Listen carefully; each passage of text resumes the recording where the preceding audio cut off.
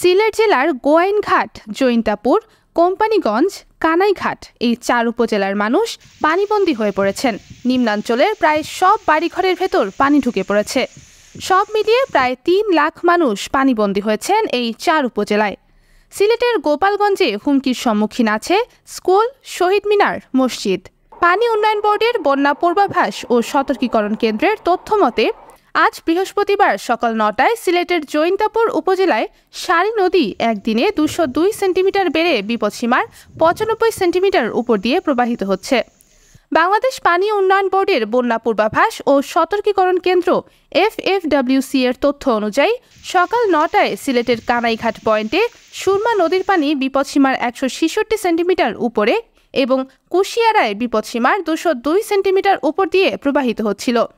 ভারতের আবহাওয়া অধিদপ্তরের তথ্য মতে গত ২৪ ঘন্টায় ভারতের মেঘালয় রাজ্যের চেরাপুঞ্জিতে ৬৩৪ মিলিমিটার বৃষ্টিপাত হয়েছে, যার ফলে সিলেটের নদ নদীর পানি দ্রুত বেড়েছে। জৈন্তাপুর উপজেলার টিলা এলাকা ছাড়া বাকি সব এলাকায় প্লাবিত হয়েছে। কোথাও কোথাও মানুষের বাড়ির ছাউনি পর্যন্ত পানিতে ডুবে গেছে। এতে লক্ষাধিক মানুষ পানিবন্দী হয়েছেন। রাতে অন্ধকারে ও প্রবল স্রোতের কারণে উদ্ধার অভিযানে সমস্যা হচ্ছিল, তবে ভোর থেকে ব্যাপকভাবে উদ্ধার অভিযান চলছে বলে জানা যায়।